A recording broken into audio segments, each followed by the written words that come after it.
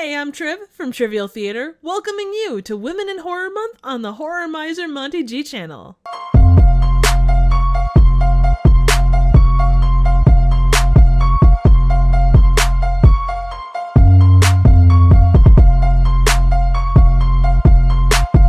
Don't fuck with them hoes.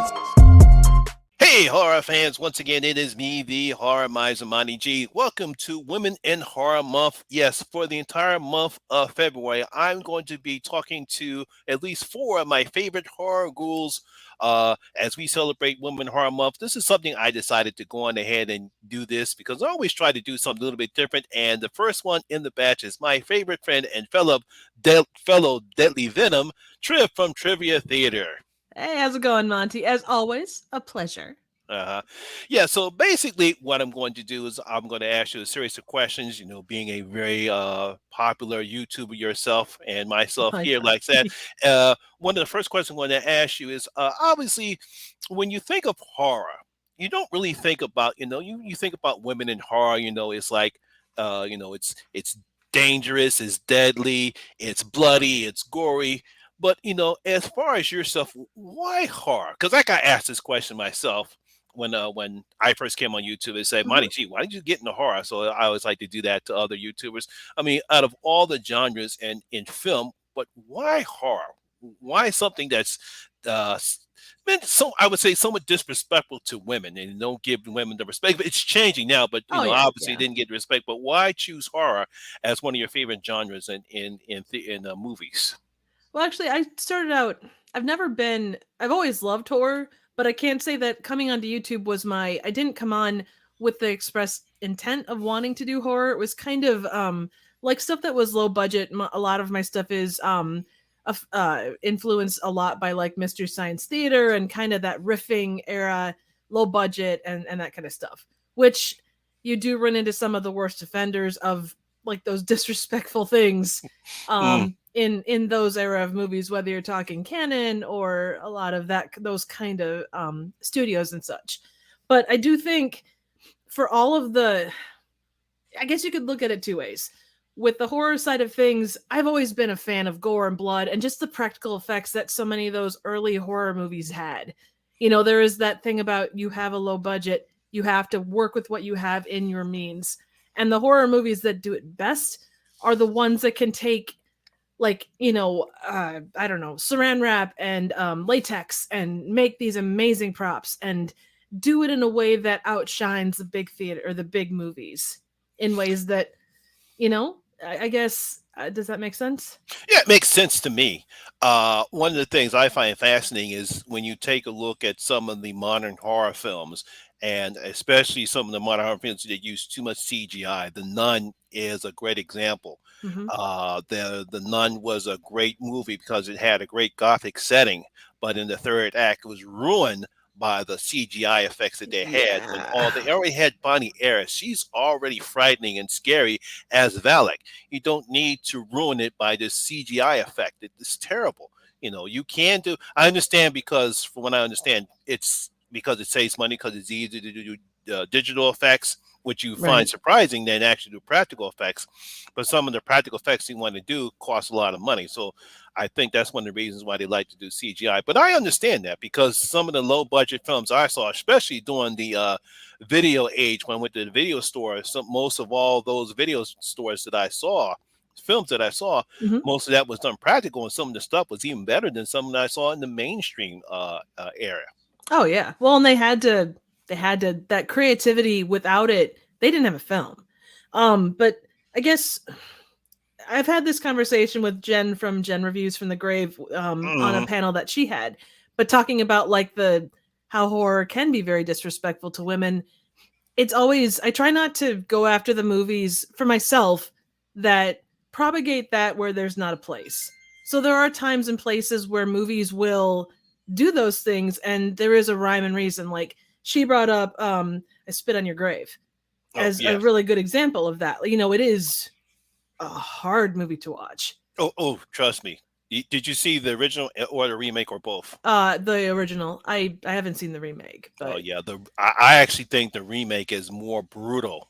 than the original. I actually think when it comes to both the rape scenes and the revenge scenes, the remake is more brutal than Yeah. it is as far as in the original one. I mean, I think one of the reasons why, because I think during the '70s, I think a lot of directors are trying to outshock themselves. Oh yeah, very And much. so, because you had the last house on the left that came out during the '70s, then you had I Spit in Your Grave. It's like, well, I can do this, or I'm going to do that. I think that's why you had all those types of ultra violent films, Oh yeah. Well, back and during they the were, '70s. yeah, and I think for the time there was that thing in the 50s and 60s when things were not that they were like pure per se, but I think that there was that fight against kind of that really ultra polished thing. I mean, you had a lot of grindhouse. That's kind of what they aimed for in a lot of those cases. But, with any of that stuff, like, I mean, canon is terrible for a lot of those scenes where it's like, well, get your boobs out, show your ass, whatever it might be, because that's Mhm. they knew their audience, and it was far from right. But like I say, I've tried my best to avoid a lot of those. But when it's done with a reason in the script and everyone is on the same page and it's a respectful thing, I think you can. There is reasons for some of that. It's like you look at how gory some of the kills get, even when they're hilarious. If you're Mhm. talking Terrifier 2 or um what's the one? Fear Street 94. Mhm. Those are some, I mean, or even like the goofy ass corn kill from Sleepwalkers. Yes. They're pushing the envelope in different ways. They're trying to be creative with it, but those kills they're not, well, I guess the corn kill isn't as gory, but there is It's still it's it's still great. it's one of my favorite kills. It is just, but yeah, I mean, with kills like that, you could, that those levels of gore, they're meant to get a response. And a lot of that stuff, it is meant to make a statement. And like I say, it depends on how it's done, the intent behind it, if the actress that it's happening to is comfortable with what's going on, and if it affects the plot in such a way that moves it forward. I Hmm. guess that does, it's not just for, ooh, look, tits, as our one review when I was a box of popcorn, more tits. Yeah, I know. I thought it was funny.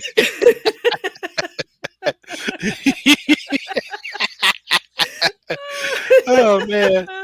Oh. I probably should have come on as a box of popcorn, but that's okay. Oh boy. I gotta get you and Jen on a stream together one day. But y'all probably gonna, but the way y'all can be, you'll probably kill my channel. Well, I promise to be as respectful as I can be on short notice. But you Mhm. put me and her together, and Yeah, no. yeah. But I Yeah. hope that answers your question. Yeah. What I find it, because as far as your channel is concerned, you're more in. It's not just the horror that you're into; it's more of the low budget stuff. How did you get into watching low budget horror film? What made you drive into that aspect of theater or movies, Uh, I should say? well, Mr. Science Theater, like I say, is a huge part. Like, I grew up on it. I love, there is that thing about low budget and being able to take an idea and say, okay, well, we have a couple of $1,000, what can we do with that? What is the scope? And the ability to think outside the box in those cases. You can't, the best ones are the ones, they can't be lazy. They make the most efficient use of time, they make the most efficient use of resources, they use everything when it's done right. And to see those movies done well, in my mind, is always, it's a thing that's underrated, and it doesn't get the love it deserves because of the work and the passion that goes into it. Like, they may not have all of the pieces, they may be super passionate but not have the knowledge, or they may not have the budget or whatever, but when it's done well and you get that lightning in a bottle, there's nothing like it. And as far as horror goes, I think, like I say, you have all the normal things that go into a movie. You got your camera, your staff, your scripting, all that stuff. But on top of that, you have to make it something that stands out from everything else. Whether it be gore, whether it be, making a ghost that doesn't look terrible, werewolf effects that, aren't, like gluing fun fur to someone, whatever it might be. there's that added challenge on top of all of the other challenges that you have. And I don't think a lot of other genres have that between sci-fi and horror, or sci-fi and sci-fi and horror. Yeah, So, no, yeah, because out of the two genres, they do have their similarities when it comes to either low budget or regular budget. You know, oh yeah. depending upon the type of film that you're making, you still have to, because you can have a decent script and decent acting, but you still have to make sure that the effects you have are, even though if you can do what you have to do, you still want to make it at least enjoyable so that the audience can actually believe what's happening. Oh yeah, Mm, absolutely. I mean, you look at the likes of Frank Henenlotter, like shoestring budget, everything mm, that they did. I mean, they got stuff from dumpsters for uh oh gosh, basket case. I mean, mm. just the it's amazing to me what they were able to do, and it just the ingenuity that goes into a lot of low budget horror is just mind-boggling to me. It's incredible. And the stories behind both that and Brain Damage just, and I Oh, yeah. haven't seen Frankenhooker for ages, so I can't comment on that one so much. But they did, like, it's a personal story for him. It talks about a lot of things in his own life, in addition Mhm. to making a really entertaining and just dark comedic thing, which I love. Now, obviously, you are somewhat similar in your YouTube presentation. You are like confused reviews. I'm pretty sure you obviously know about Screaming Soup, Hmm. and I think her name is Retro Channel. I'm You not use it. familiar with that one, but Yeah, yeah. She's not in the horror. She's more into the retro channel. But I've seen a couple of okay. videos. Yeah, but it's just the same thing. You're using animation. How did you come up with using animation as part of your channel? So I in my normal life, I am I do video stuff in my normal life. So when I came to do YouTube, I wanted to do movie reviews and kind of expand my, because you look up a movie and then someone says, "Hey, check out this one, check out that one." Hmm. You have that forum to be able to talk movies, and in my real life, I don't really have a lot of people that are into it the way that I am. Yeah. And so being able to do that, I also wanted to do the same thing with my skills as far as like the kind of animation stuff. So it was sitting down, and at first my format was pretty flat, the way like the background I've got here. Hmm. But then I kind of expanded from there and thought, well, what if I did this more as a 3D, what if I made it a theater? And it kind of grew and changed as I went along, and there were so many inspirations and things that added to it. And I don't know, I guess it was just a thing that kind of grew over time. So the animation aspect, I was never real comfortable being on camera, so that it was always going to be something like this. Hmm. And as I went along, I just found all the other pieces, Oh, okay. if that makes sense. Yeah, I must say you've done a pretty good job. Obviously, when I first saw your channel, I actually ran into your channel by watching Ashley from the movie Oracle. Ah, nice. I love And Ashley. that's all right. Yeah, I know. Yeah, I love Ashley too. I got to get y'all two on the stream together too. Oh, If I that'd could, be awesome. I know if I could convince her. I know she doesn't want she doesn't want to do YouTube anymore. Ah, fair. But Well, I she's think got her own stuff to kind of promote too, though. Her books mm, are awesome. yeah, I know. Yeah, I know. Yes, yes, yeah. That's one of the things I want to get her to do is to come on and talk about her books, the books as well. Oh, But absolutely. yeah. So yeah, you've come a long way. So that's one of the reasons why I know I really love your channel. One of the other things when it comes to horror, um, as far as all the horror movies that you have seen so far, what was the actual horror movie that got you to love horror? It's a lot of my things are kind of roundabout. So like Hmm. when I was probably 6 or 7, I saw um an American Tail, Fievel. The and my God, to this, like, not to this day, but I when the giant mounts of mince like pops out of the thing, and Hmm. like it's at the end, it scares all these cats onto a boat, and it is the most terrifying goddamn thing you ever seen in your whole life. I think I probably pissed my pants, but ever since then, like I can't say it's been a lot of mainstream horror. So you're like, the classic slashers were never really my thing until I got a little bit older. But I Hmm. always enjoyed the more horror-esque things. And Hmm. personally, I do have a rather dark sense of humor. Oh, you like me? Um, absolutely. Oh, absolutely. And I think that kind of drove it too.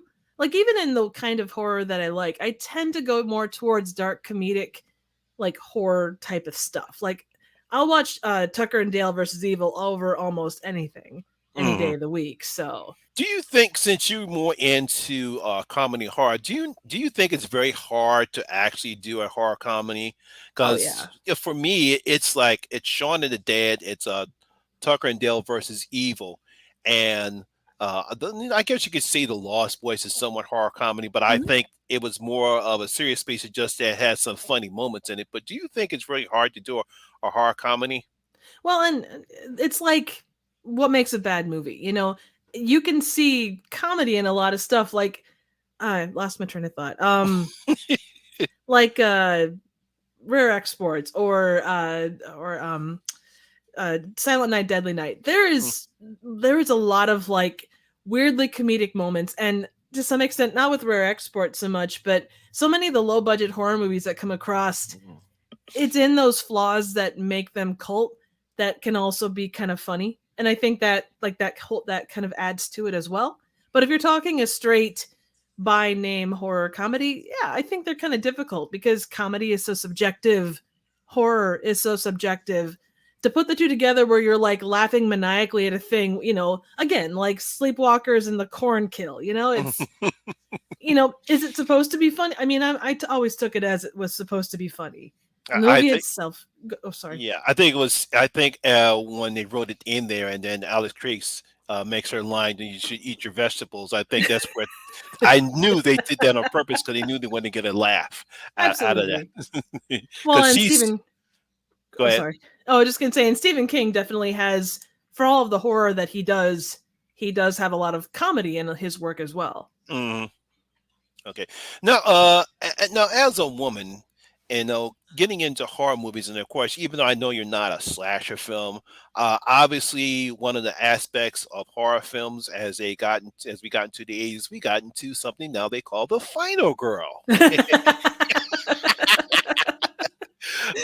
What are your thoughts about the final girl, and do you think that's a good representation of women in horror?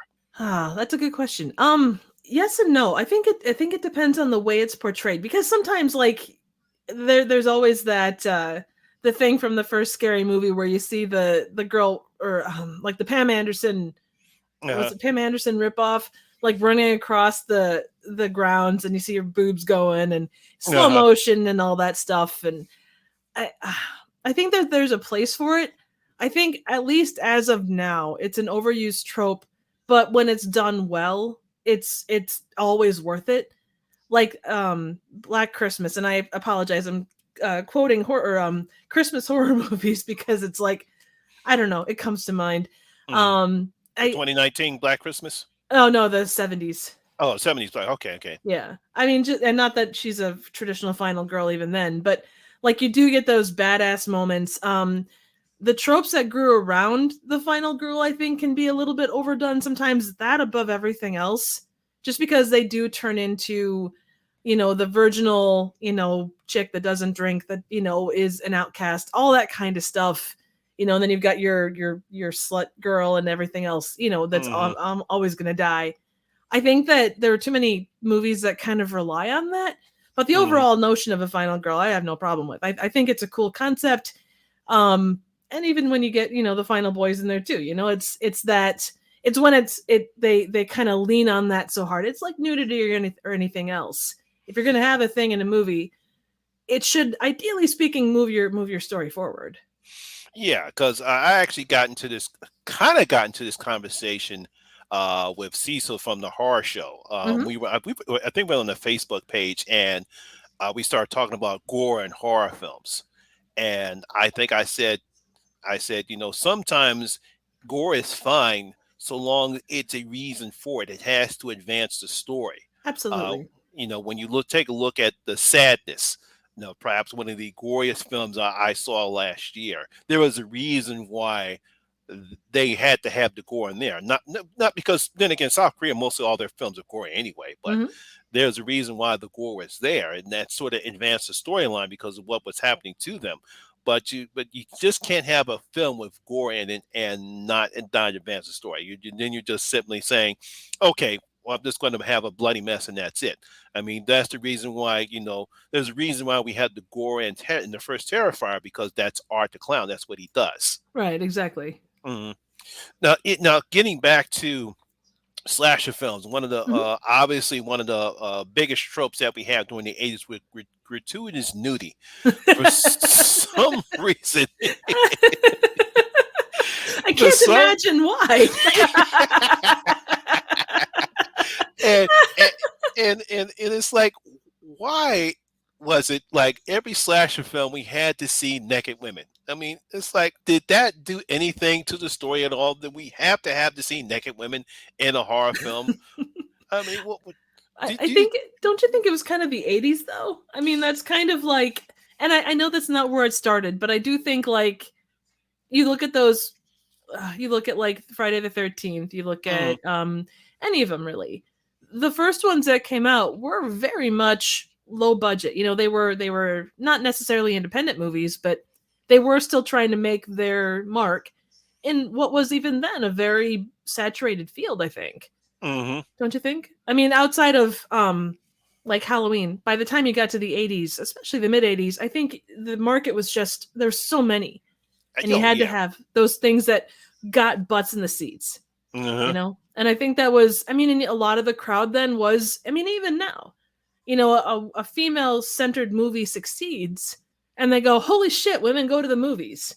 And we're in 2023, for God's sake. You know, traditionally it's a you know, teen to mid you know, or 18 to 25 or 18 to 30 demographic for a lot of movies, especially horror. And those studio execs are like, hey, we got to get butts and seats, more nudity now, more tits, more ass.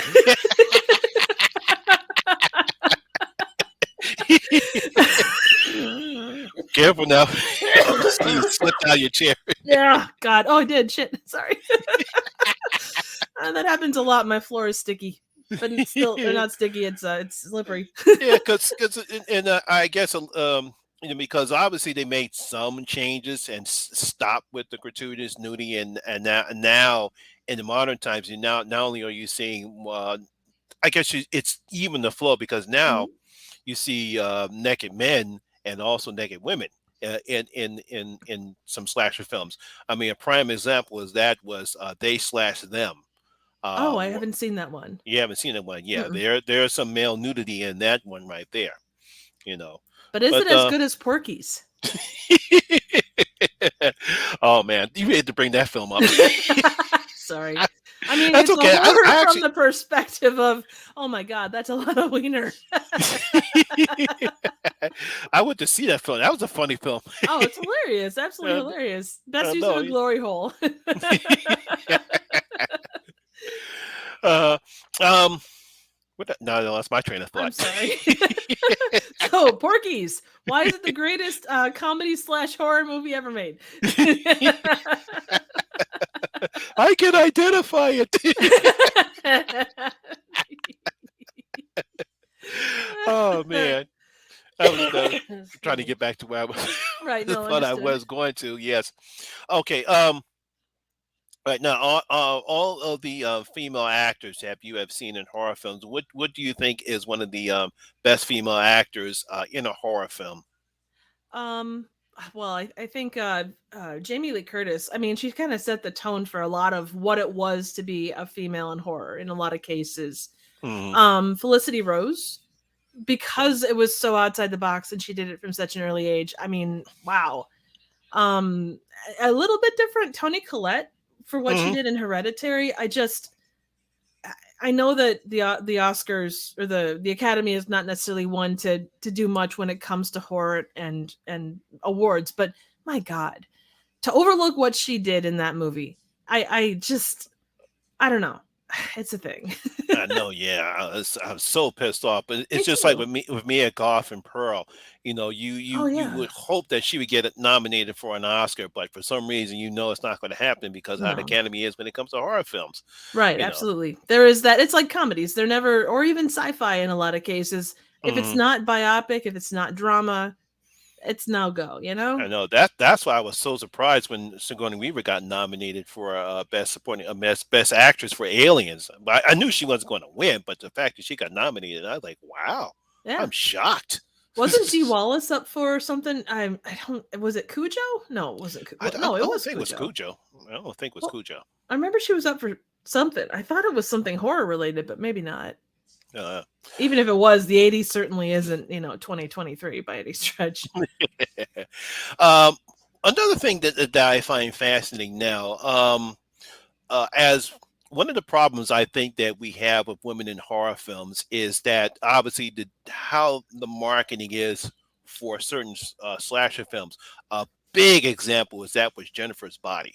Hmm. Uh, Obviously, when you saw the trailer and you see Megan Fox, with her skimpy outfits on, it was marketing for teenage boys. And obviously, there's a scene where both her and Amanda Seyfried have this passionate kiss, Hmm. and it was so not what the movie was about. Did Oh, you see agreed. Jennifer's Body?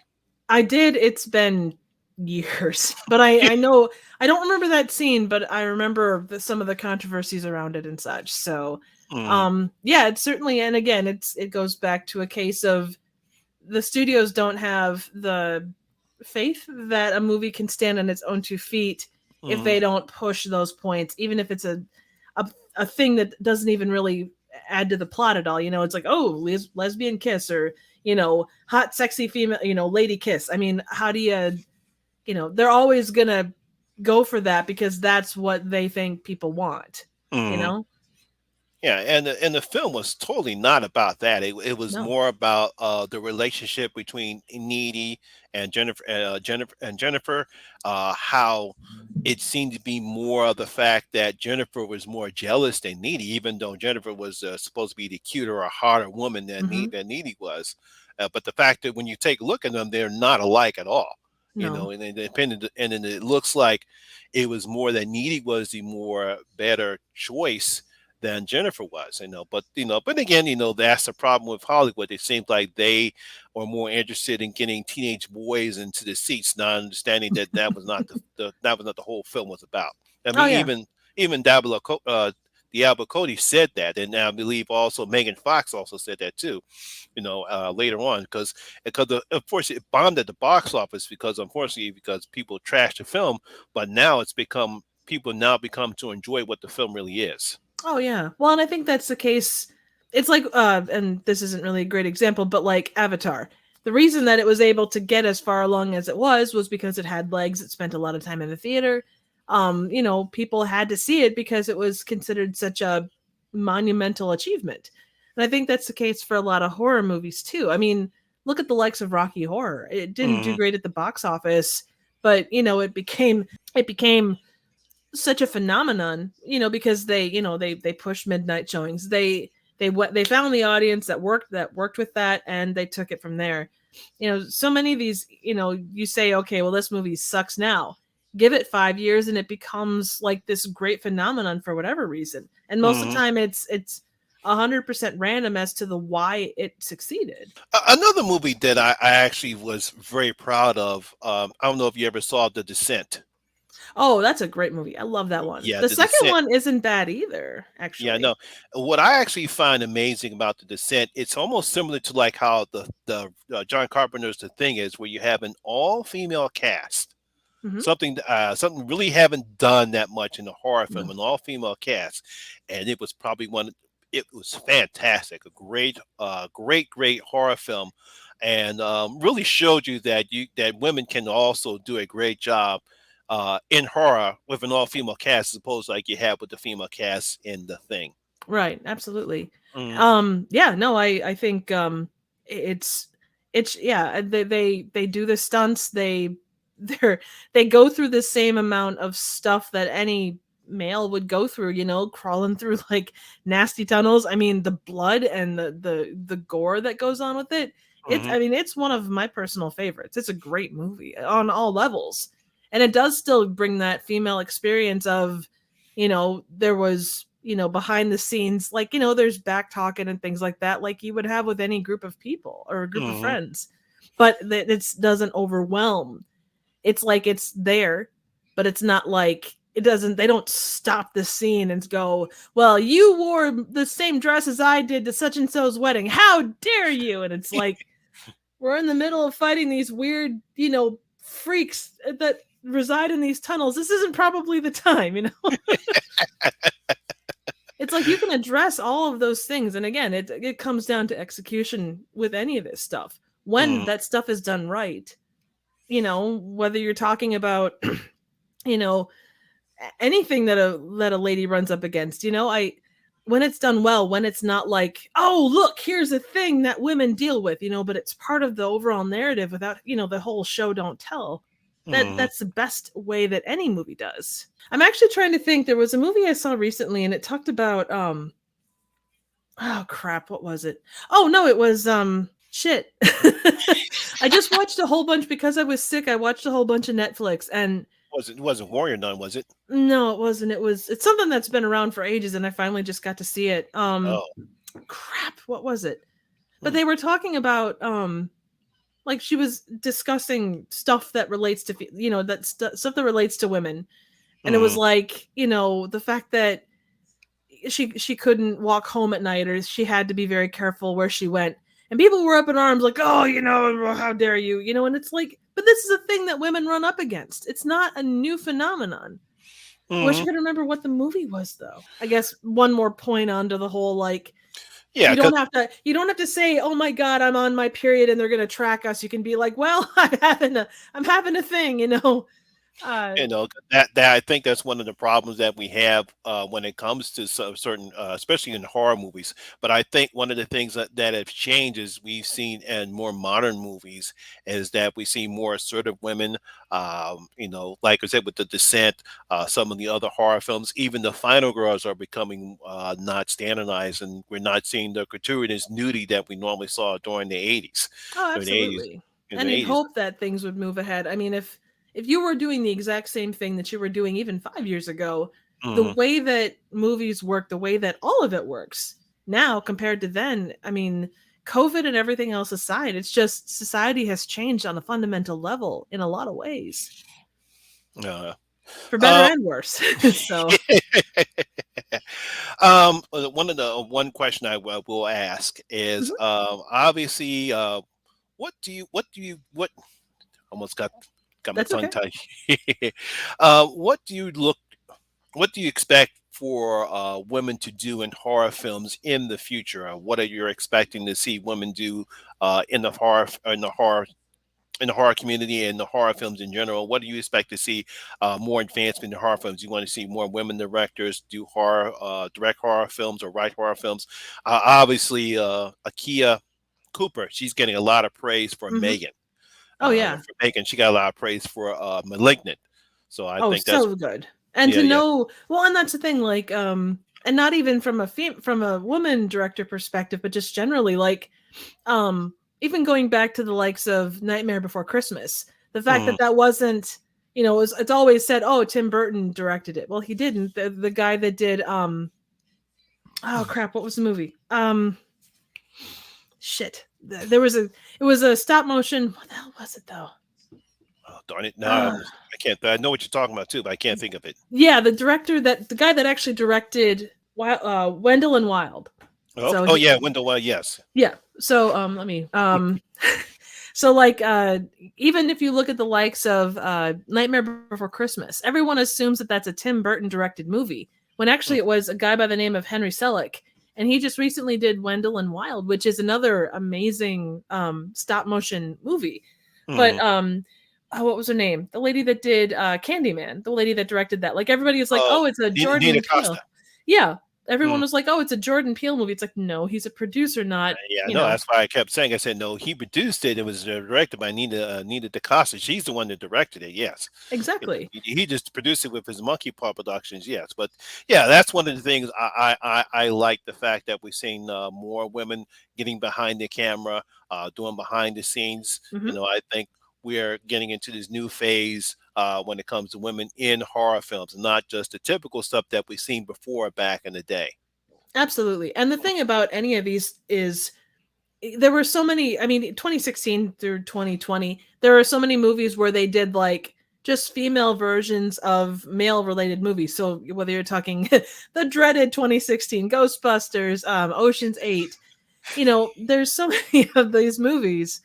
And I would say if I would want anything from, women in horror going forward or women in movies in general, I think if you're able to produce something that is your own, make Hmm. it, blaze your own path. And I know the thing is there's so many things that go against that. It's name recognition, it's what's going to put butts in seats. I keep using that phrase and I'm not sure why. That sounds funny. It does. Or okay, eyes in front of screens. Let's leave it at that. Hmm. Because obviously there's a lot more than just gluing your ass to a theater seat that's covered in popcorn. But that's it's about, and not that there's always going to be naysayers, but the ability to say, you know what, here is this amazing piece that someone did, like Megan. That's the idea of an AI, or a toy gone mad, is not a new concept, but the way that they did it with Megan, I feel like they did an incredibly good job. And that starts with your director, that starts with your production team. And to have that, to do it well, to get it out there and make it about the art and not just go, yep, I'm a woman, I made this, to make it that I'm a director. I put this shit out there and it's amazing. And your life will not be the same if you don't see it. Hmm.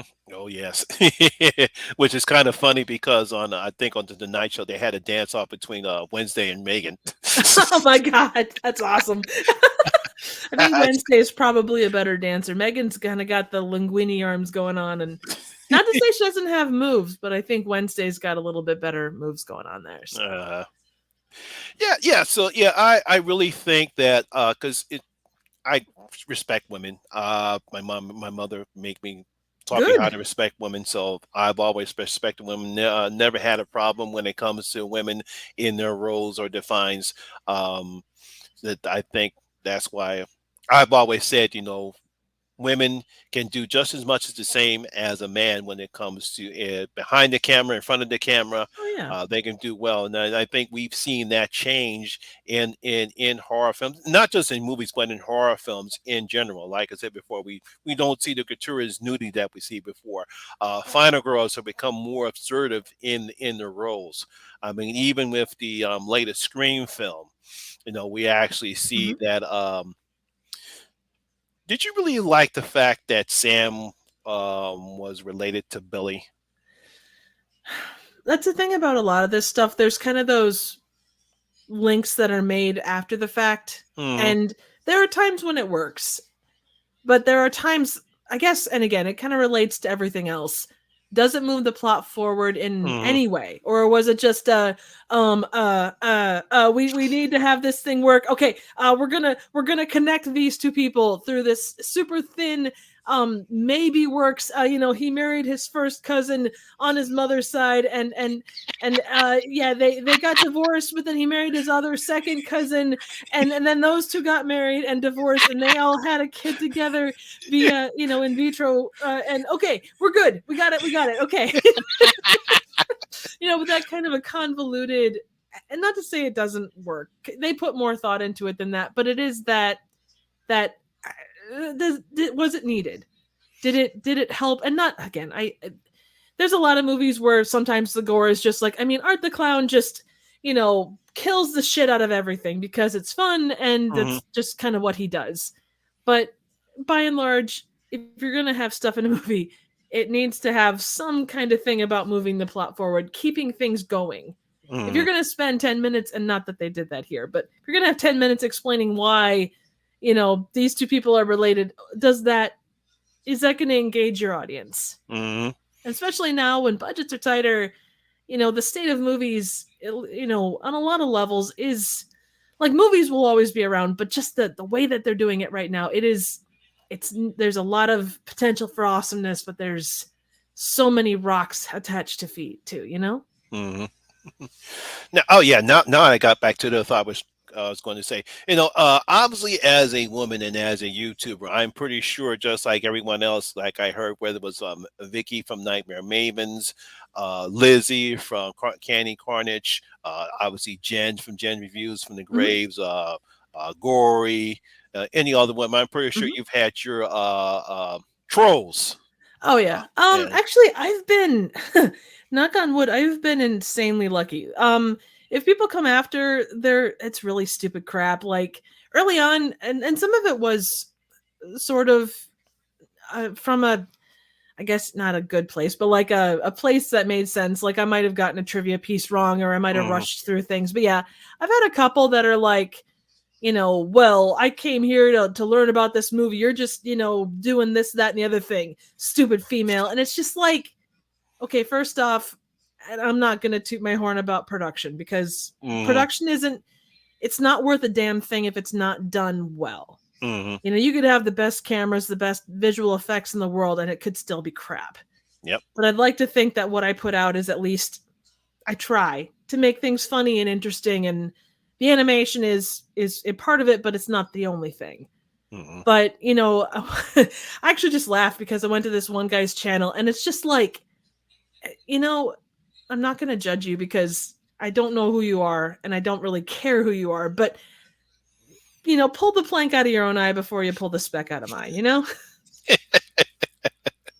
And with people like that, what can you say? They're coming most of the time for folks like that. They're coming to poke you because they're like, ha ha ha, I I will teach them, stupid female. It just, And I it's don't know. like, you're supposed to be listening to what they're saying, not just call them stupid females or criticize them. You either agree what they're saying or you don't agree what they're saying. That's all you're Yeah, supposed to do.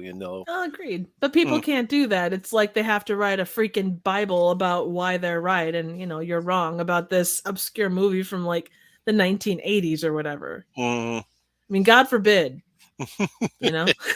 I know we can't get everything right. Sometimes we're going to get something wrong, and if you correct us on it, that's fine. You know, I guess I consider myself lucky. I really haven't been trolled neither. Although this wonder, I guess I don't know, was a director or a producer of a movie I reviewed, and I guess he got mad because I criticized it. I criticized it being a typical cabin in the woods, the cabin Right. in the woods setting, Yeah. and he tried to say, no, it's not. It happened at a farm in the middle of the road. I Eh. said, well, that's still a cabin in the woods.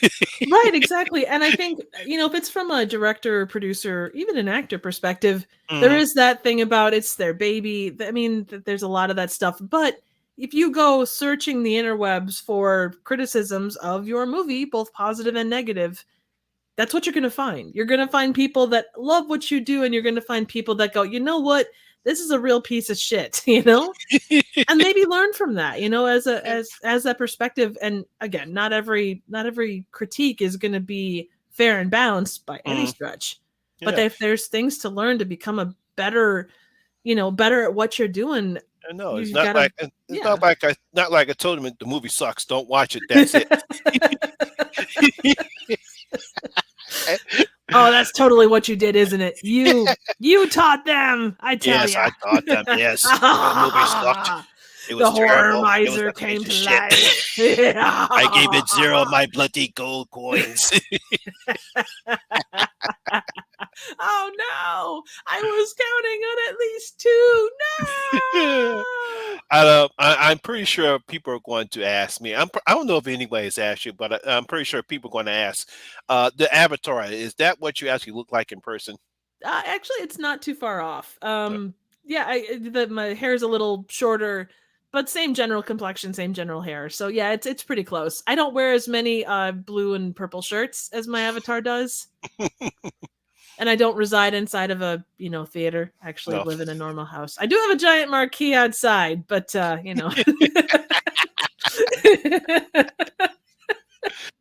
All right. I also have a giant pineapple that follows me around and makes weird noises. So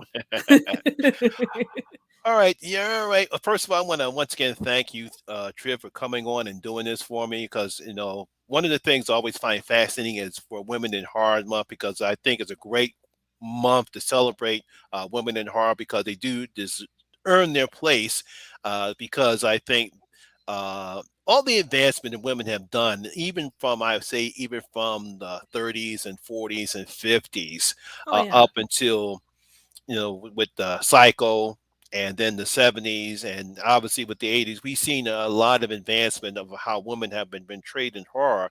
And I think now we're getting to see a different change in style of how women are portrayed in horror. Like I said, we don't see the gratuitous nudity like we did back in the Hmm. 80s. We've seen more respectful women in roles. Like I said, we have the Descent. I'm hoping we get to see more films like the Descent where we actually see an all-female cast. Um, what I would like to see, and I don't know if you would like to see, would you like to see a female horror icon in the vein of Jason, Freddy, or Michael? I think you've got to be careful with that. Hmm. Just because of the fact that they're so iconic, and whether the movies are good, bad, or indifferent, or a combination, like any of those franchises have, I think you run the risk of someone going, well, they're just ripping off, Freddy or a machete. Come on, that's been done to death, or whatever it might be. It needs to, if there does deserve to be a good horror icon. And actually, I've heard a lot of people talking about Megan, Hmm. kind of following in that footstep. Yeah, And I yeah, go ahead, sorry. yeah. I think depending upon what they do with the what they do with Megan now and in the sequel, I think she could come up to be a threat to Chucky when it comes to the Killer Doll movies. Absolutely. There was And actually a funny thing on Twitter today, and obviously this is totally dating this, but they had a Twitter beef between Chucky and Megan, and wow. like Jennifer Tilly got in on it too. I gotta send that. I gotta find that. Send it to Jen. I'll send it to you. And Yeah, send it to me because I gotta send it to Jen because we when we had a horror hangout live stream the other night Mhm. and Jen she hates Megan because he's a huge Chucky fan. I Nice, gotta send nice. I gotta send it to her so she can have fun with it. But yeah, I think with any, obviously there's a dozen or more, Jason, Freddy, Michael ripoffs. But Hmm. the thing is, if you take it in a female direction, you've got to be able to set it apart, because otherwise people are going to say the same thing that they said about the 2016 Ghostbusters. And I know Yeah. we shot the thing that shall not be named. I have named it twice. Please forgive me, Horrormeister or Horrormeiser. But it's gotta, like anything else, if it's well done and it follows its own path. And obviously, that's not the easiest thing to do nowadays, because every idea has been done and done and done. But Oh yeah, how? it's Yeah. it's yeah, it's got to be original. And I think that's one. I think that's one of the reasons why the 2016 Ghostbusters ran into a lot of problems. I mean, even when the trailer first came out, I mean, you talk about the hate that it got, Oh yeah. and it wasn't the fact that it wasn't just wasn't but whether the trailer was good or not. The fact it was an all female cast and people were just hating on it. Hate Yeah. this. Ah, blah, blah, blah, blah, blah. I said, well, can we see the movie first to see if it's any good? I will say the worst thing in my particular mind was Chris Hemsworth as the kind of ditzy secretary. Uh-huh. Like, there is stupid and that's endearing, and then there's just stupid, and the level of stupid, I just yeah. Oof. Oof. That's all I got. Yeah. Yeah. Well, I want to bring up that film. I have my own issues with that particular film. Doing like, no, I'm kidding. I understand. I'm the same way. If you're gonna have wonton soup, gosh darn it, put more than one wonton in it.